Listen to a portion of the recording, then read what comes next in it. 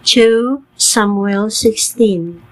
Sa pagsaylo nagjutay ni David sa kinatumyan sa bukid, gisugat siya ni Ziba nga sulgon ni Mephiboset o gidad-an siya duha ka asno nga gikargahan og 200 ka bukpan, 100 ka pungpong nga ubas, ug 100 ka buok prutas, ug usa ka puntil nga panit nga gisudlag bino.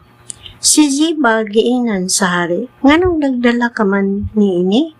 Mitubag si Ziba, ang mga asno pasakyan sa banay sa hari, ang pan ug ang mga prutas alang sa mga batan-on ug ang bino imnon sa makuyapan didto sa kamingawan.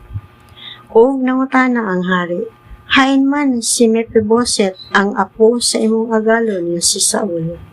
Mitubag si Ziba, nagpabilin siya sa Jerusalem kay miingon man siya, niining adlaw iuli kanako sa banay sa Israel ang gingharian sa akong amahan. Unya miingon ang hari kang Ziba, ang tanan nga iya kaniadto ni Mephiboset imo na karon. Ug miingon si Ziba, imo akong alagad ug kahimot-an mo unta ako kamahalan. Sa pag-abot ni David sa Bahurim, miabot ang usa sa mga paryente ni Saul nga ginganlag Simei, anak ni Gera. Sa pag-abot niya, iyang gibalikas o gibato si David, bisan og ang mga opisyal og ang mga sundalo og mga kauban sa hari naglibot kaniya. Si Simei miingon, pahawa dinhi mamumuno taong walay hinungdan.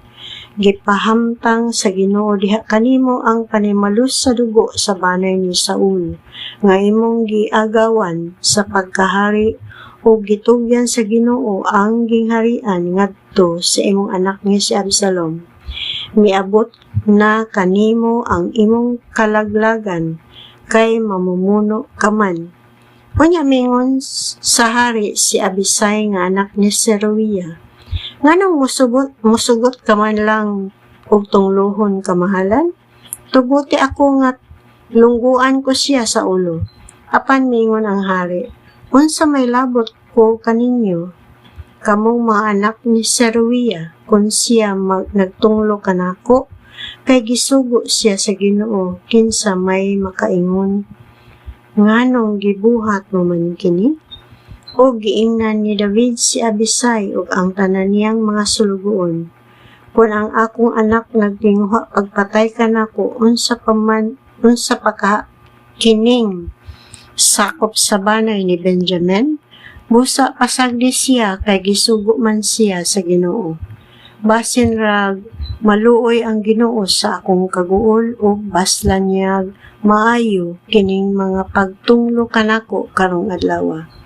Busa si David ug ang iyang mga tawo mipadayon pagbaktas samtang si Simei miagi sa kabungturan at bangkang David ug nagpadayon sa pagtunglo samtang naglakaw ug gibato niya si David ug gilabay ug yuta. Ug si David ug ang tanang mga tawo nga mikuyog kaniya miabot nga lapoy kaayo sa Jordan ug didto mipahulay siya. Nining higayuna miadto si Absalom sa Jerusalem kinuyugan ni Ahitophel ug sa tanang tawo sa Israel. Unya si Husay ang arkihanon nga higala ni David miadto kang Absalom ug miingon, mabuhi ang hari, mabuhi ang hari. O giingnan ni Absalom si Husay, mao ba kini ang pagtahod mo sa imong higala nga si David?